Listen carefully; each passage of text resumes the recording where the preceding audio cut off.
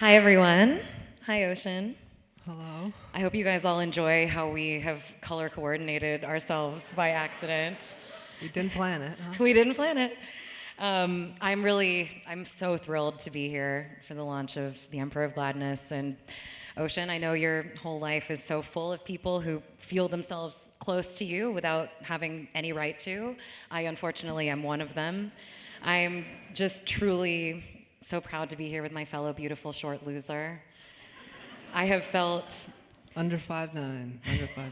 yeah, if you're under 5'9", you qualify. And I'm being generous with that.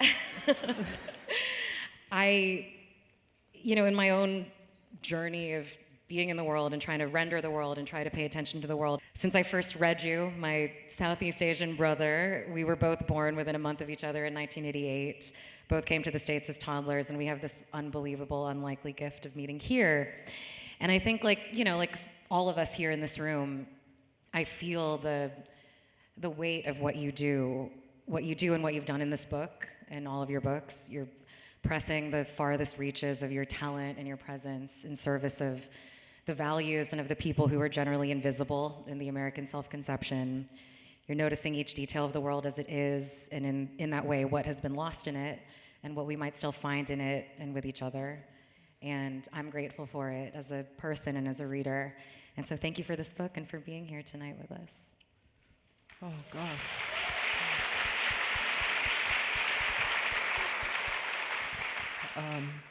It's a supreme honor to have you tend to my work, and also an exhilarating realization that when I first started my dream of being a writer when I was 18, I never imagined that two Asian Americans, this is back in 2006, let alone two Southeast Asian Americans could occupy a space like this.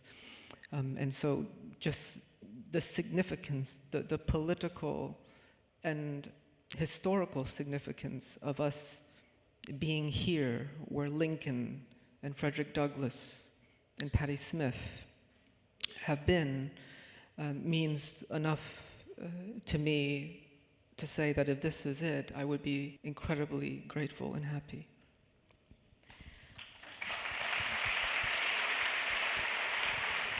Okay. I think we've got a lot of questions. You guys have a lot of questions. We'll talk for 40 minutes, and then I've got 20 minutes for y'all's, but would you read for us for a few minutes? Oh, sure, yeah. So a lot of this book delves into the opioid crisis in New England that started in Connecticut, actually, with Purdue Pharma. And I'll just read a little excerpt about that. The first person Hai saw OD was somebody's dad. He was 12 and had gone over to this girl, Jennifer Knoxley's house, to do a project for history class. They were in the living room cutting construction paper when her father came in very quietly, like a ghost was wheeling him in, and sat down on the couch. After a while, his head tilted back and his mouth hung open, eyes rolled into their sockets. He looked like somebody had pressed pause at the peak of him laughing at the greatest joke he'd ever heard. This was the image imprinted on Hai's mind when he signed in at New Hope Rehab Center. Every generation says this of itself, but these were indeed bewildering and unprecedented times he lived in. A time before iPhones were everywhere, and people still looked up as they walked, their heads filled with self-generated thoughts floating up from deep pits in the subconscious. A time when you still knocked on each other's doors, and if you wanted to talk to somebody, you had to call them, listen to their mother's breathing for a while, maybe the sound of her fixing a drink or shaving her legs.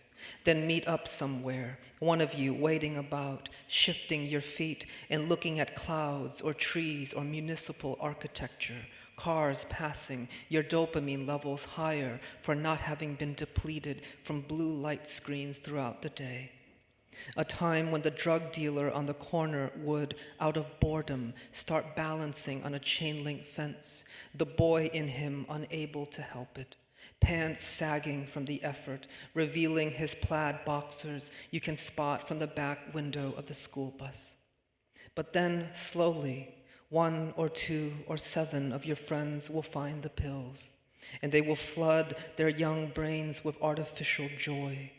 And you will join them, running through the woods by the power plant, laughing at the immense night, your head levitating a foot above your shoulders, and their eventual deaths will not yet be used by politicians to gain traction with the base. It did not have a name, this slaughter.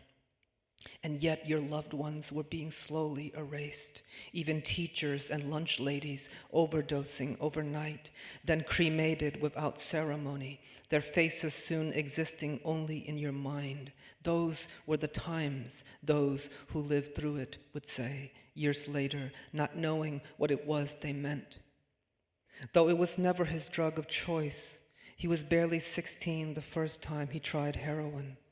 One summer night at a skate park on the outskirts of town, he sat huddled among 3 other skater kids in the valley of a half-pipe, the candle flame still in the humid air as the spoon sizzled over it, Fugazi's waiting room running on a loop from a stereo in someone's Jansport. The boys had removed their socks, turning their long, bony feet in the light, searching for a good vein. They preferred the feet, because it was easier to hide the scars. Plus, they could feel the speed of the hot, acidic rush literally surging through their legs to the tip of their heads, some of them tracing the drug's ascent with their fingers, as if pointing to ruined cities on a map. But the sensation for high was more like drowning in his own blood, his neck craning to get above the tide. Soon there was laughter everywhere in the dark, hands slapping bare skin. But a half hour later, the only sound left was Fugazi playing over their gleaming, shirtless chests, mouths gasping like shored fish as fireflies flittered over them in the greenish night. While the first 3 days were by no means easy, the staff mostly left him alone, save for mealtimes and check-ins from the house physician. Being on the slow release stuff, he didn't have it so bad, except for the headache and bone chills that gnawed at him the first nights, his pillowcase soaked through with dope drench. The meth fiends had it worse. One girl, a high school dropout from Hebron, had such hellish withdrawals they let her sleep in an unlit room beneath a pile of blankets with cameras on her 24/7 in case she had seizures, which happened twice. Rehab, if nothing else, was a place to store yourself for a while. It was also, he quickly learned, a kingdom of boredom. But maybe that was the point, the goal even, to be with yourself, which is its own kind of hell. All the cliches about it are true. You wait around until whatever poison that's ruining you empties into the world as time. Then you fill that emptiness with more time, talking, walking around the rec room, talking some more, listening to people talk it out, painting watercolors of zoo animals, reading YA or science fiction novels, the only genres allowed. And after all that waiting, you stand by the barred windows and watch the golden arches from the McDonald's across the parking lot light up, which means it's time for the nurses to switch shifts for the night, and an alcoholic with Down syndrome named Jordan is next to you, pointing out the window, shouting, "It's chicken tender time, it's chicken tender time, hey guys, it's chicken tender time." The rooms are named after various genus of squash grown in New England, a laminated drawing of each type pasted on the doors. High shared the kabocha room with a sex addict named Marlon, who was strapped to the bedpost with bungee cords to keep him from jerking off.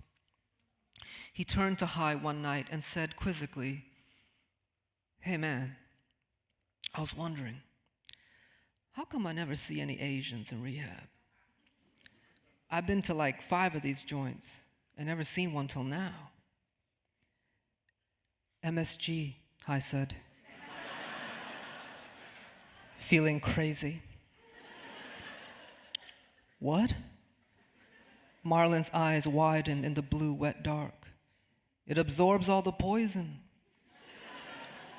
Why you think the government hates the stuff? They don't want you knowing the truth. Then all these places will be out of business. They make a big fuss about what's bad for you. Anytime the feds say something's bad for you, eat as much of it as you can. Holy shit, Marlon said. He sat up. It won't work for your stuff, though. Yeah, no, I get that. And what about you? You couldn't absorb all your MSG or something? I was adopted. I ate mostly waffles my whole life, and now I'm fucked. Damn, dude. Marlon lay silent all night, this new knowledge burrowing through him, his straps clinking on the posts as he tossed about.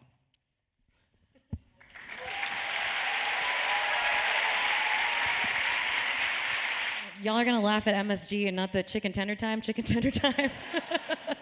Okay, before we get into the big issues of, life and death and violence and peace and connection and alienation and language and meaning, I want to ask you about Boston Market, because much of the Emperor of Gladness is set at a Boston Market kind of dupe called Home Market, and you worked at a Boston Market once upon a time. This means a lot to me because Boston Market means a lot to me. I was a Boston Market family. We had it for Thanksgiving more than once. I got a lot of love for Boston Market, and I wanted to ask you what you would order there right now if you were pulling up to it. Well, you can't order much because it's running out of business, which means they can't sue me. But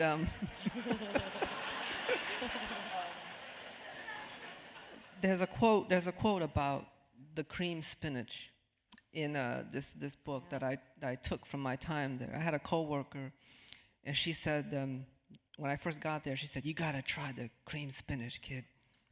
She said, "It don't taste like spinach.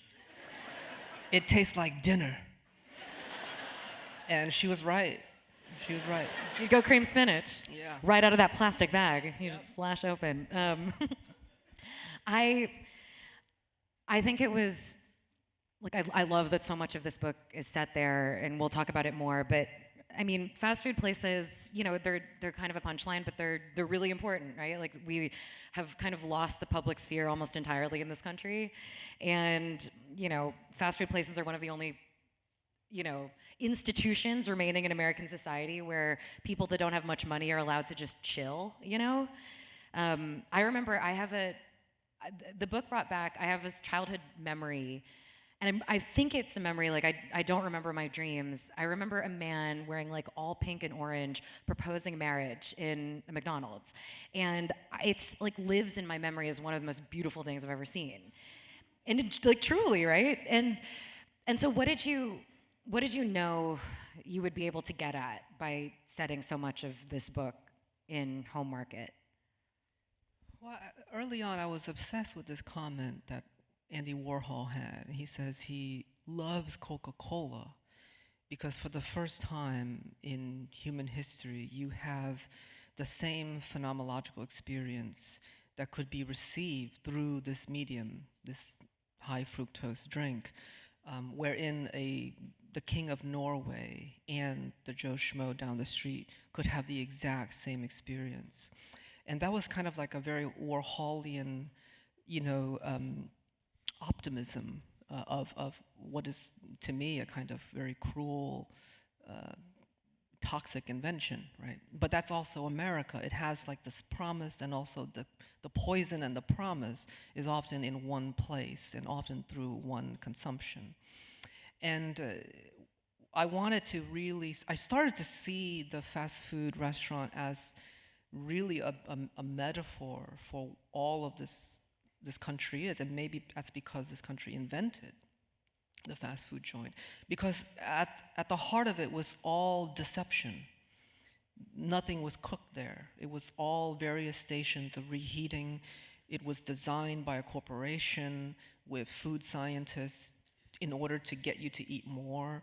There was the front of the house, which presented home-cooked meals, and the back of the house where, Everything was fluorescent lights and utilitarian and soul-crushing. And not only that, but everyone who worked there, their personhood was obfuscated. The most valuable thing as a fast food worker was your hands. And I think it led, all the ugly parts of power in American life comes out. The way we were treated by our customers was often horrible. Some of them actually really valued us. I had people come and be really emotional and thank us for being open on Thanksgiving because they had no family. And I said, all of the ugliness and the beauty in this place is the heart of American life. And I just didn't see fiction tend to it. And if it did, it tended to it as a plot device. Like, oh, he's going to work here, save some money, and then go off to the next plot of the story. And so I knew right away that the Whole Foods, the fast food restaurant, the way it is a square, a container, would kind of serve as a sonnet. The sonnet is a restrictive device, but innovation happens through sort of restraints rather than absolute freedom. And that's what I felt. The way the clients and the coworkers spoke with each other breached what our overlords allowed. And I think that was actually like incredibly subversive moments of linguistic innovation to me. And of course, I didn't think about that at the time, but the more the years gone by, I said, gosh, Boston Market is a sonnet. And of course, if it's a sonnet, then you think, what's the volta? That moment in that 12th line, right, the 10th or 12th line where the sonnet has to turn, where does it go? Where does it move when there's no other place, right? The sonnet will never break into free verse. And I realized that it was moving towards each other. Right. The coworkers realized that, wait, the inexhaustible site of this place is you and me, because there's a personhood, there's a life that could go beyond. We're not going to leave the shift. So we have to see each other as doorways, even just out of boredom. And that was a deep kind of illuminating moment for me in that setting. Boston Market's a sonnet. It's not, you've got a fast car, I got a job, get us out of here, it's a sonnet. Is that how we save Boston Market? Should I write to them and say, hey... I think there's something. I think we'll just got to back channel this. If anyone here has a plug at Boston Market, we'd let OSHA know after this event. That aspect of this book, it resists, like it's like it's immensely pleasurably more conventional than your first novel, right? Like it's like you're kind of relaxing into the cashmere garments of like and we'll talk more about that later. But in a way, this book also resists that trajectory. The protagonist, Hai, is not necessarily going anywhere, and that's. You mentioned in this recent interview in the Times Magazine that I bet a lot of people here have read that you were interested in this book in writing about kindness without hope. In another interview, you talked about wanting to write about deception when it's not configured as a betrayal, when it's benevolent. I wondered if you could just talk about these things. Both of these concepts seem to me to have to do with the way, that sense of stuckness and that sense of like we have nowhere to turn but towards each other in this fluorescent room, but also the way that you are able to place extraordinarily sincere emotion in your work while also breaking it and making it jagged and giving it a volta and a turn. Because like in the conventional novel, like the kindness is supposed to lead somewhere, and the deception is supposed to make the Catherine wheel of the plot go round. But here it doesn't. And yeah, can you talk about that? Yeah. Well, I had where does that come from, right? This desire for plot to transform, and plot to lead to catharsis. It comes from Aristotle. And Aristotle was finding a middle ground from his teacher Plato. Plato famously banished the poets from the Republic. And by poets, he meant storytellers. For that term included storytellers. And he specifically said that storytellers would corrupt the warriors of the Republic. The warriors, the military, would be too emotional. And if they're too emotional, they would degrade the integrity of upholding the republic, right? So in a way, it was a fascistic treatise.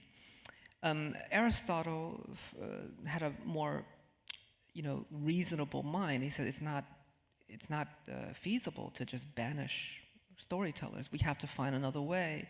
But he agreed with his teacher, and he decided that, well, if the populace is vexed, we can use story to lead them to catharsis, so that whatever vexation they have, both internally, personally, or socially, could then be ameliorated with story. They could leave the play feeling a kind of release, and then therefore not overthrow the republic. And you see this lead right to the Colosseum, and from the Colosseum to the Super Bowl, what have you. And so he said the character, the protagonist, must always have a reversal of fates, right? Complete, absolute change. And this fits in with commercial aspirations of our culture, the West or America, what have you, where we do have this idea that if I buy a laundry machine, if I buy a car, it should change my life, right? Every commercial is about this agent changing your life. And I just felt that to be incredibly false with how I experience American life, with the communities that I grew up in. People work the same jobs for 20 years, live in the same apartment. American life is actually very static, but the static part of it does not mean it's doomed. And I think in our valuation, we almost, there's a pallor over someone's face when you say, I work in fast food, or I don't have a degree, or I still live in an apartment. There's a kind of dead silence. And I wanted to kind of unpack that, because that silence is actually a lot of where the majority of this country lives, including the people who raised me, the people who gave me my imagination. So I wanted to resist that. And, it was actually Wong Kar-wai who had this incredible quote when talking about In the Mood for Love. And he says, I wanted transformation without change. And that's when it was like, that's it. That's what In the Mood for Love is. A sonnet, complete restriction. They never get out of that apartment. They never figure it out. But the inner turmoil, it was almost like a tornado in a jar, that film. And I thought, of course, there would be a non-Western filmmaker, storyteller, who would find the answer I was looking for this whole time. And so I was deeply inspired by that possibility to write the story in this way, to borrow from his North Star. This book as well was interested in transformation without change. So we were recently at the 50th anniversary of the Whiting Awards, at which you said something truly amazing in your speech that I'm just going to repeat for the audience here. If I'm remembering correctly, you said, don't believe your own hype, but let your hype lead you to new beliefs. Is that what you said? I was like, I'm going to get this tattooed on me. But you talked about how you used the Whiting Award, which you got in 2016, to help buy your mother a house. And if I'm remembering correctly, you were saying once she had that house, you felt you had the freedom to try a different form. And I think we were talking about switching from poetry to fiction, to write your first novel. And you've talked since then about how her death also made you see writing differently, that for the first time, you were writing for yourself. There was, like in this larger, holistic way, there was nothing. You were free to not think of your writing as the source of economic stability for her specifically. And I wonder if you can talk about the relationship in your life between these things, work and stability and freedom and form. We were talking about this backstage, about motherhood and writing in your case. And I think what I'm getting at is that we often see literary production as this completely intellectual, philosophical, formal discussion, but I actually think it follows a materialistic dialectic in that it's actually the people, the communities, the debts and the obligations we feel towards one another that lead us to different forms and different concepts. And I discovered that later. When I was starting out, I thought, gosh, I get to be a poet. I'm so lucky that I did not have a tiger mom, and I want to always articulate that, to go against that stereotype. We came from rice farmers even in Vietnam. So even in Vietnam, we didn't have social economic, aspirations that folks in Saigon, the city, did, right? So but then the war ejected us from this very agrarian society into a city, urban city. But they kept those values. And so my mother said, you could be whatever you want. You could work in the nail salon, you could work at McDonald's, whatever that makes you happy, as long as we're here. So I was really free to do whatever I wanted. And so I thought, oh yeah, I don't have to do that stereotypical refugee, first oldest son, make good for the family, become a lawyer or a business person. And yet, I ended up doing that regardless, but I did it with a sentence rather than with, a PhD. And I was surprised by that, and I think for me, when I was able to make a down payment for her home, I started to seeing my mother inside her house. She only lived there for 2 years, then she died in that house. It made me realize, oh, I can now ask more of my work because my mom is okay, and I never expected that a material change would then lead to a formal innovation. But yes, the first novel is a kind of Swiss Army knife. I wanted to show, and maybe I was naive, but I wanted to show, I don't know, the culture, America, whatever it meant, that I could do it, I could do all the things. That novel had all POVs, first, second, and third. It had plot sequences. It had hybrid sequences from Lynn Haginian and Banu Kapil, Duras, Juna Barnes.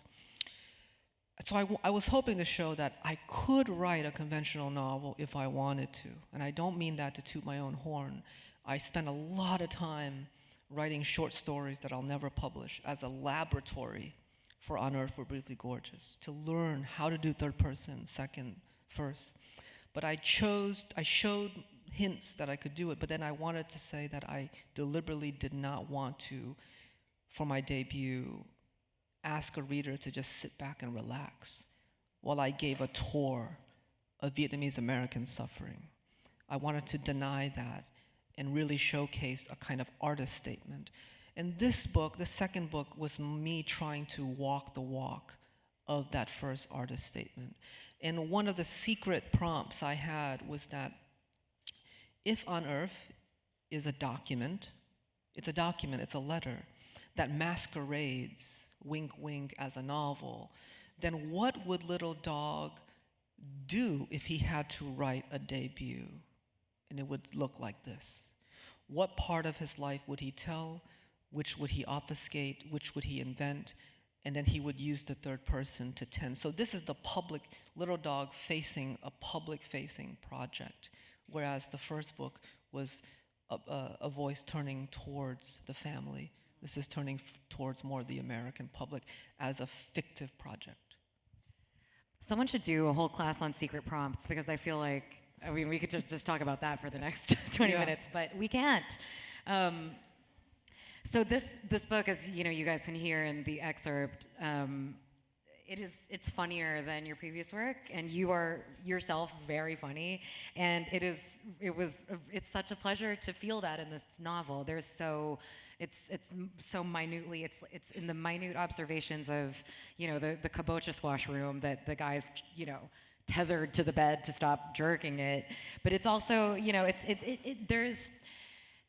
there is humor in the most brutal scenes. There's an extended sort of interlude at a slaughterhouse, a literal slaughterhouse, that is actually like very, very funny. There's this one moment where everyone's covered in blood and everyone's like been vomiting, and someone pulls out his phone to show a picture of his pug who's named Lisa after a left eye. You know, it's really good. Can you talk about loosening into that part of the way you perceive the world? Well, humor to me is very, very serious. And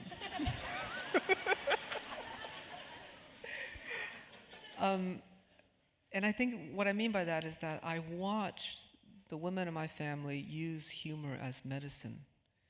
It was never wasted. It was never empty. And I knew that if I had to do it well, I had to really earn my chops. Of course, I have a sense of humor that many of my friends know that I get to finally show in this book.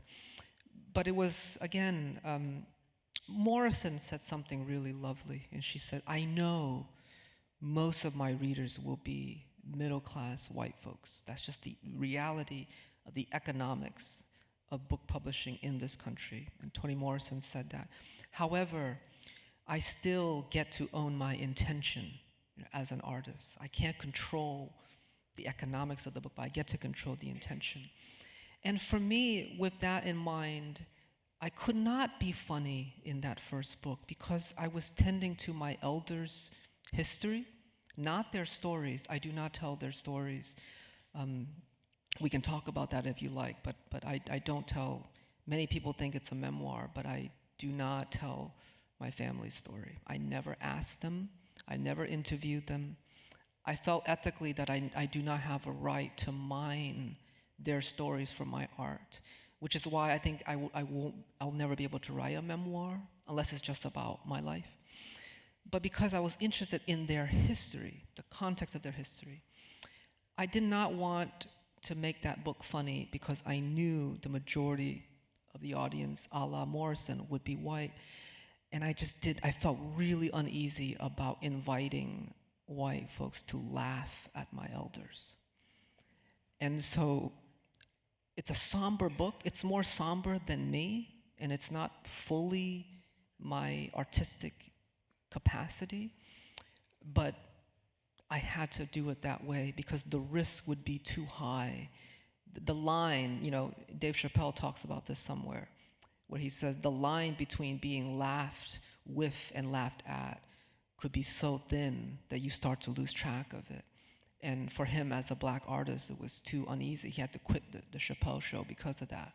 And as a child growing up in the early aughts with that show, and then the canceling of that really loomed large in my mind way before I wrote a single poem.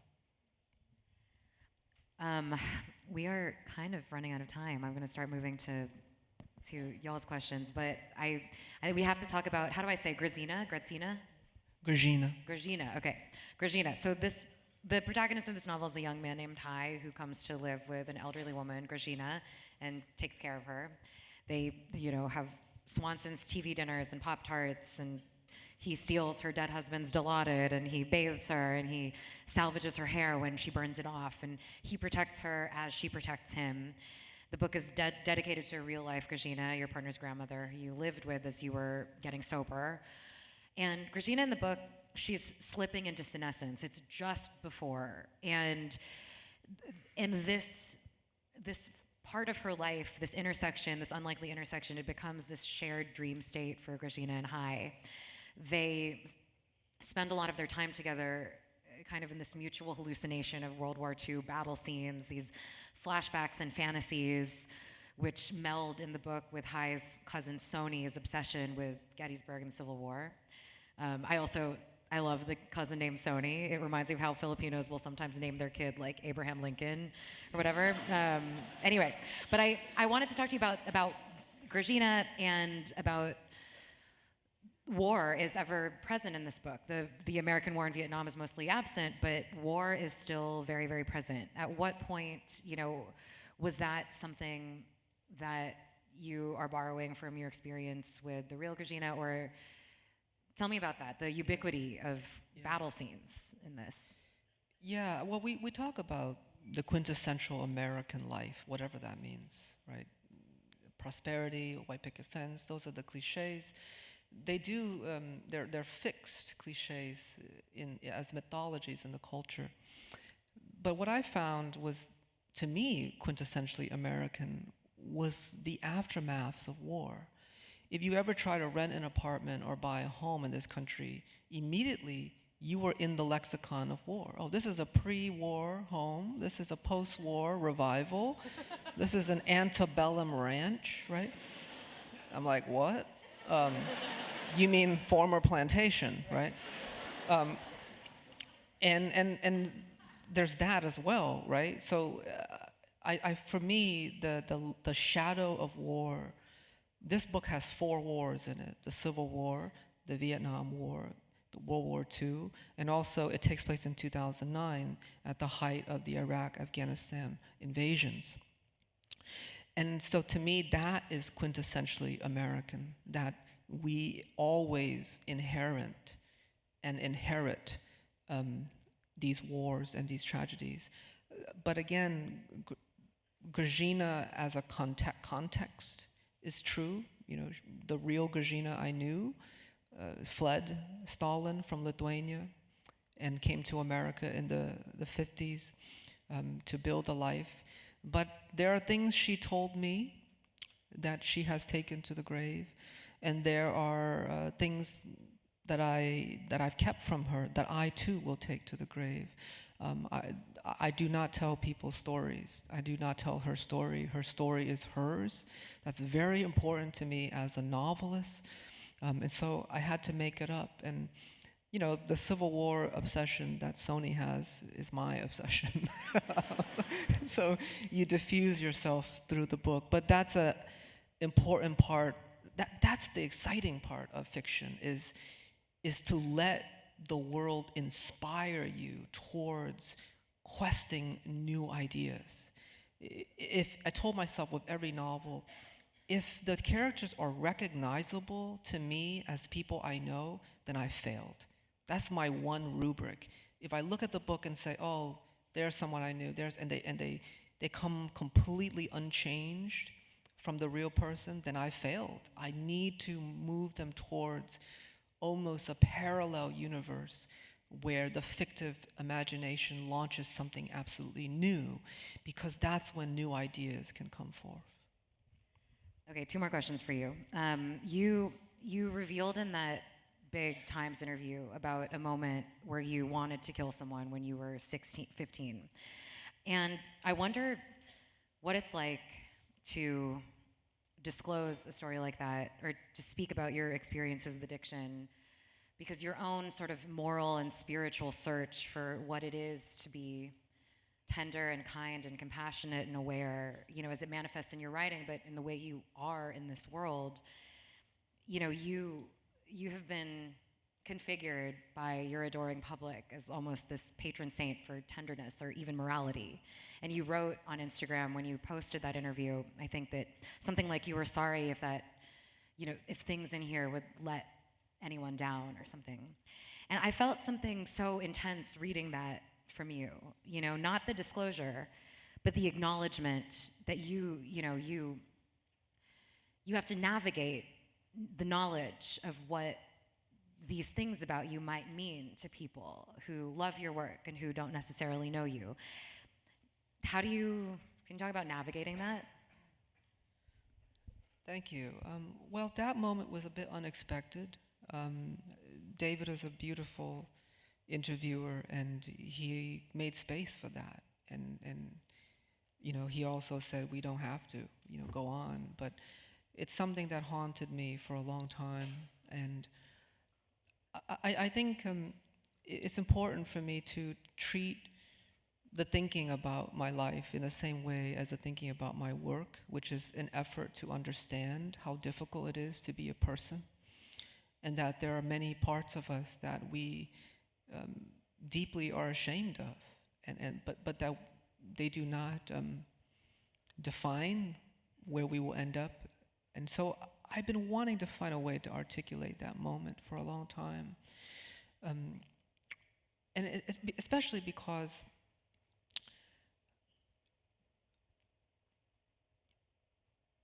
I guess I still don't really know how to sit with it, because I feel a lot of survivor's guilt. The people that I grew up with, that violence was so normal to them and to me that sometimes I think it's truly unfair that I get to sit here and so many of them are in jail or no longer here, and they're no better. I am no better than them. I promise you that. I am no more creative, no more passionate, no more interesting than those people. But they were kind of wiped out by this pharmaceutical horror. And then I think, honestly, I was thinking about it all week, and I just think because I lucked out. My drug of choice was cocaine, and that was more easier to manage and heal from than heroin. I don't think I have any other like virtue. It was just the luck of the draw. I didn't like it. It lasted too long. I felt like I was drowning. I like to be more in the world. And I think it's just a complete random luck of the draw. But I'm proud I was able to articulate that, because it's an important moment for me that I'm still trying to figure out. I don't have a very developed idea around that at the moment. So your work is full of mercy, I think. I think of it as that. And this novel is full of mercy. And the concept of mercy, compassion towards someone that has committed an offense, it's kind of under-theorized in the contemporary world, and it's certainly under-practiced. And it's something that is modeled constantly in life in unseen places, but it's a rare thing to encounter, to be centered ever, and it's a rare thing to encounter it as profoundly as it exists in your work. What does mercy mean to you?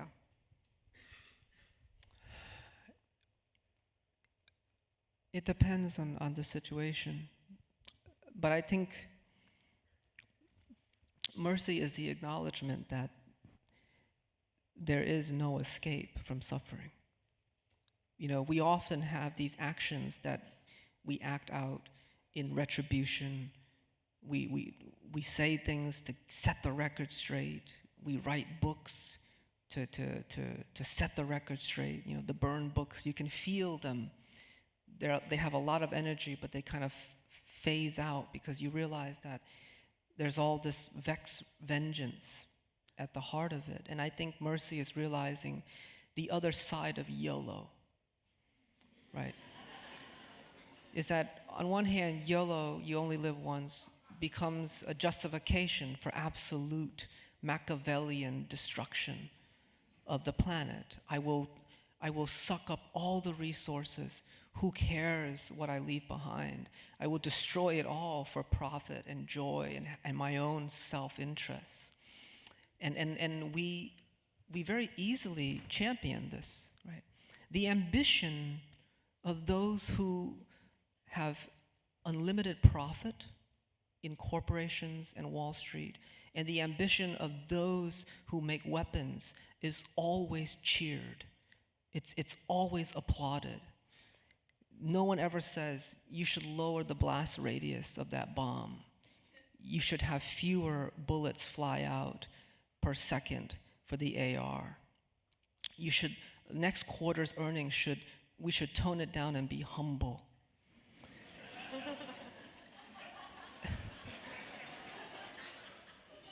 And yet, we very seriously police our artists with this performance of humility and humbleness. You have a seat at the table, especially artists of color. You have a seat at the table, you should be grateful. You should tone it down. When I was a young writer, I would tell some of my elders my ambitions formally. I want to write a novel like this and that. And some of them would say, who do you think you are? You're not Mark Twain. You're not Nabokov. And it's really interesting that we never say that for people who invent the death machine. We never say that to the oligarchs, right? We automatically applaud them. And so to me, it's really important, and I think it's important in this very significantly Asian American way, to be disobedient in your art. That was my most valuable sort of lesson for myself as a child. My mother would always call me, "You're such a disobedient child." Li Lam, she would say. And it was always in my mind. And I thought, to me, I'm going to turn that thing that was policed, that I was taught to be ashamed of, and I want to turn it into an engine of production. I want to be fruitfully, meaningfully disobedient.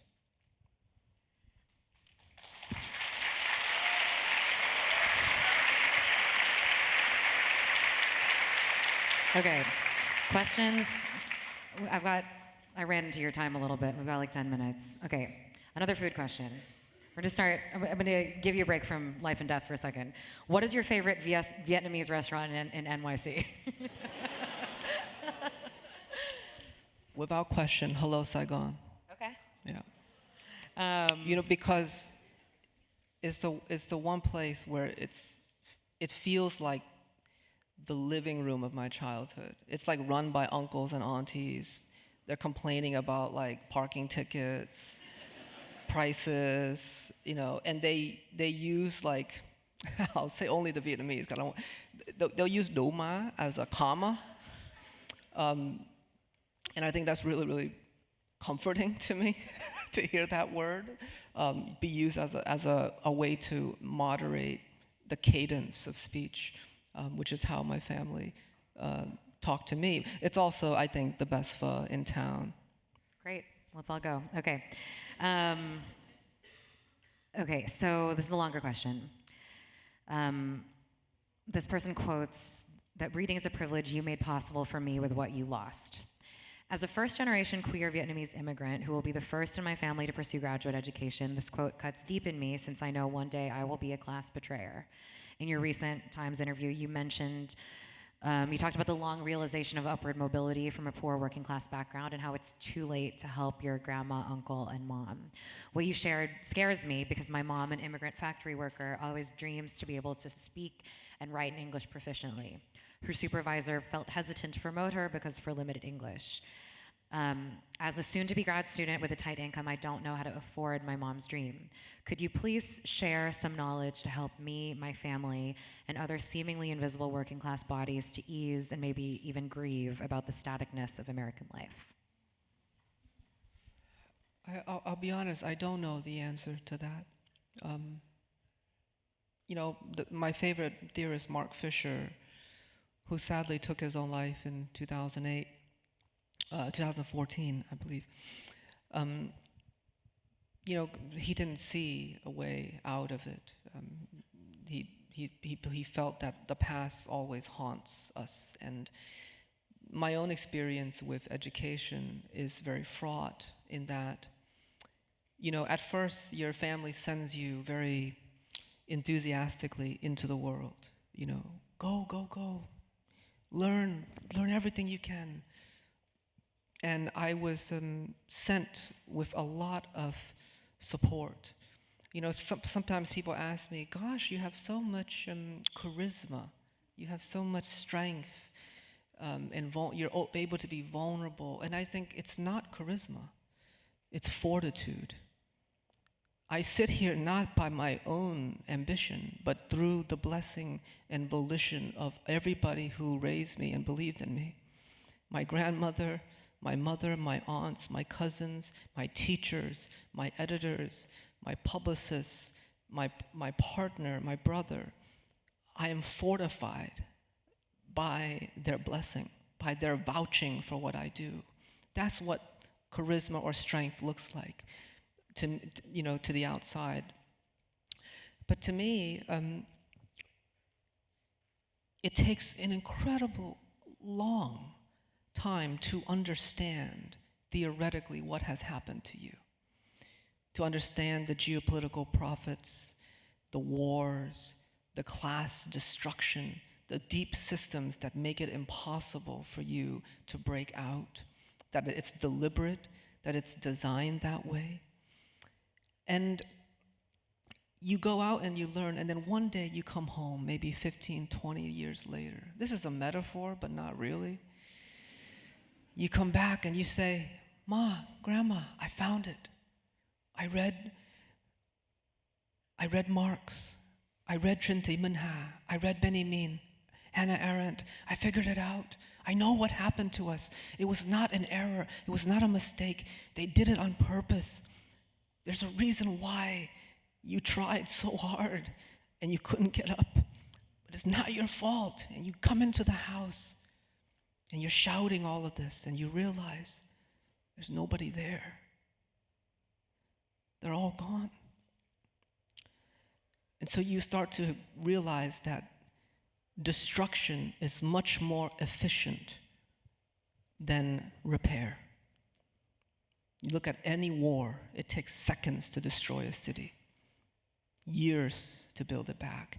And this is true metaphorically with ideas.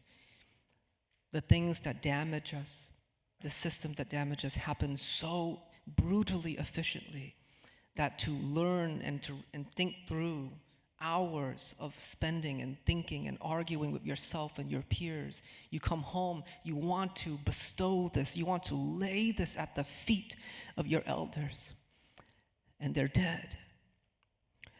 And so to me, it comes with immense grief. But of course, in the context of my own life, I realize that I'm not entirely alone, because I have to leave that empty room, that home, and I go right into the classroom. And that's where everything starts again.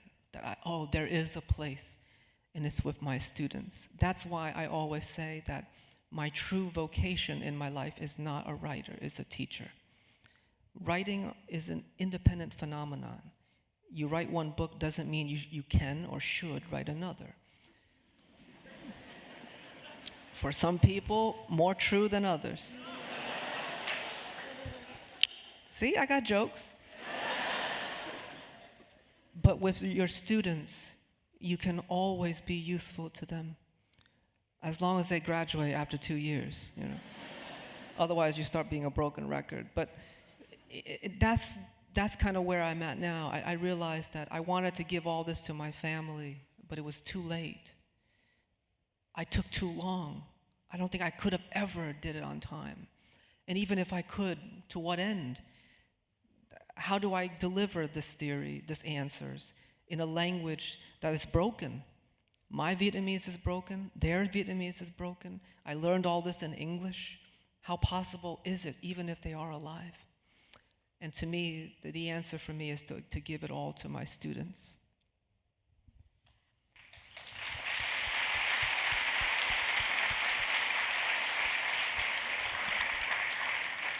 Okay, I think tragically we only have time for one more question. I'm sorry. I'm so sorry to give this to you as the last question. I'm so sorry. But comes from Dustin. Hi, Ocean. What do you think is the best way to become happy?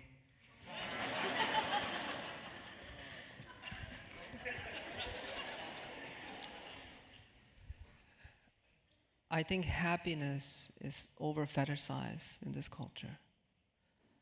And it's a kind of, there's a kind of brutal tyranny in how we wield that word. Even with our loved ones, you know, we say to children or brothers, all I want them is to be happy. And people often say that as a simple thing.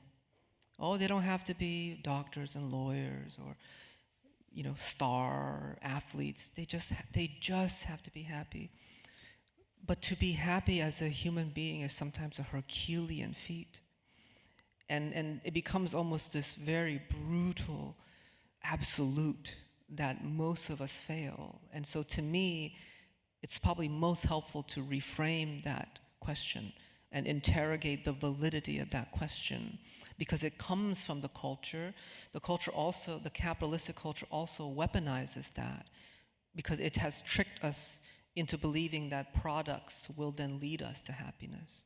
And so the most powerful thing you can do is refuse the question or refuse the project of happiness and concentrate instead on something like fulfillment or okayness. I think okay is actually a very valiant goal because it perhaps has more sustainability. Being okay could be carried with more duration through your life than these strange hyperbolic peaks of absolute happiness. I think to me, happiness is like cake. You know, if you get it, it's a bonus. But if you don't, it's fine, right? At least for me, you know. So I think it's important I tell my students this, because a lot of students come in from undergrad. I teach in a graduate program, and they come in with like preconceived notions, often dogmatic, of what a poem should be. And the 60% of our classroom is just encouraging them and doing it as a group to test the validity of those dogmatic assumptions. Who told you a poem can't have an exclamation mark? Why? And when you ask 2 or 3 whys, the dogmatic truth starts to crumble. And then we start to open things up to something much more fruitful, a middle ground, a gray area that actually becomes the foundation of their most capacious work. Thank you. Thank you to you guys for coming out. Thank you to the Strand for hosting us. And everyone, give it up for Ocean Vuong one more time.